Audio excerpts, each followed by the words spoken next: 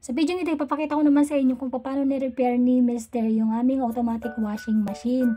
Yung washing machine namin ay 5 years na yan. So, medyo matagal na at sulit na yung pagkakagamit namin. Tapos, hindi na kasi siya nakakatuyot, hindi nakakalaban ng mabuti. Kaya siya na yung nag-initiate na ayusin ito. Ayan o, so binubuksan na niya. Tapos, ito yung mga tools na gagamitin niya. Yung screwdriver, yung open wrench at saka yung pliers. Tapos ayan, nung tinignan niya, so yung problema ay yung belt nga, degraded na siya, worn out na. So kaya sira na. Ni-repair na niya yan actually, so nilagyan na niya yan ng alambre yung kanyang pinaka-washing spindle. Kaso pansamantala lang din kasi yun, kaya bumili na kami ng belt sa online at iyan na nga papalitan na niya para permanent na niya na maayos.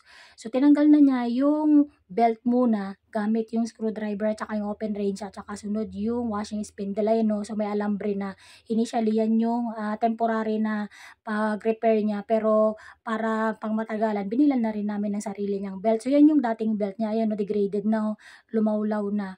So yan yung bagong belt, yung kulay green. Yan yung size ng belt, M-18.6. So yan yung binili namin. Ayan o, makikita yung difference. So, degraded na yung luma versus dun sa bago. Yun nga lang, yung nabili namin ay imitation lang sa online shopping. Yung original ay bando, tapos yung nabili namin ay bano. So, hindi siya talaga original. Pero okay lang din, at least mapalitan lang din yung belt. Tapos, kinabit na niya. So, unang procedure ng paggawa niya, same. Inuna muna niya ilagay yung belt.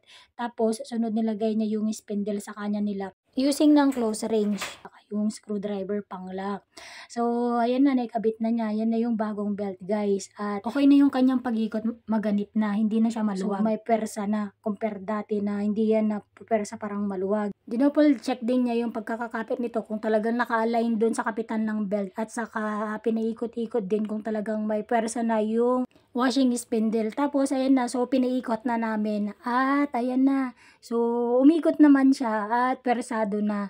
So, naayos na ni Mister yung aming washing at nakatipid na dahil hindi na kailangan ipagawa pa sa technician sa labas. At makakapag-washing na ulit ako kasi pwede na siyang gamitin at nakaka-wash na siya ng mabuti at saka nakakatuyo na rin. So, yun lang guys. Sana may natutunan kayo sa video ito. At kung may washing kayo na same case, pwede nyo rin papalitan sa Mister nyo. Ganito lang yung procedure niya kung paano gawin.